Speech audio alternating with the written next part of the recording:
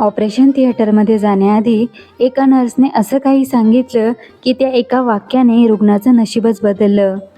एक नर्स ऑपरेशनच्या 2 तास आधी रुग्णाच्या खोलीत आली होती. ती खोली नीट लावत होती. फुलदाणीतील फुले व्यवस्थित करत होती. असं काम करता करता तिने सहज रुग्णाकडे पाहिलं आणि विचारलं, सर, तुमचं ऑपरेशन कोणता डॉक्टर करणार आहे? रुग्ण थोडा घाबरलेला दिसत होता. ते स्वाभाविकच होतं. पण स्वतःला सावरत तो म्हणाला, डॉक्टर लाड. डॉक्टरचं नाव ऐकून नर्स थोडी आश्चर्यचकित झाली. ती काम थांबवून रुग्णाजवळ आली आणि म्हणाली, खरंच डॉक्टर लाड तुमचं ऑपरेशन करत आहेत? रुग्ण म्हणाला, हो. नर्स म्हणाली, खूप आश्चर्याची गोष्ट आहे. विश्वासच बसत नाही. रुग्ण चिंताग्रस्त झाला.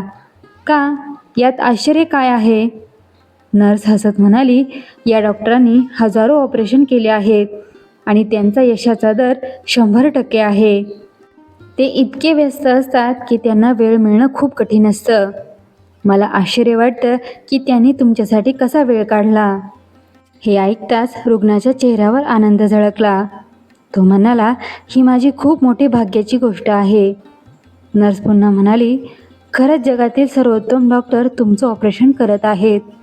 रुग्णाने हात जोडून देवाचे आभार मानले आणि मग त्याला ऑपरेशन थिएटरमध्ये नेण्यात आलं. ऑपरेशन यशस्वी झालं. रुग्ण लवकर बरा झाला आणि त्याला डिस्चार्जही मिळाला. पण त्याला एक गोष्ट खटकत राहिली. ती नर्स पुन्हा त्याला कधीच दिसली नाही. खरं काय होतं? ती महिला नर्स नव्हतीच.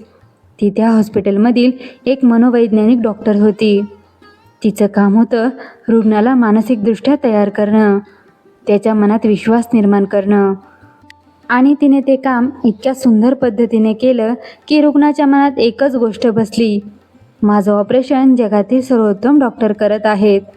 आणि हाच विश्वास त्याच्या बरे होण्याचा पाया ठरला. आजही विज्ञान सांगतं, रुग्ण जितक्या ठामपणे बरा होण्याचा विश्वास ठेवतो तितक्याच ताकदीने तो आजारावर मात करतो.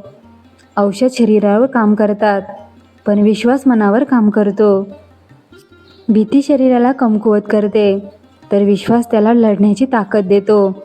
म्हणतात ना, मनाने हरलात तर हार आणि मनाने जिंकलात तर जीत.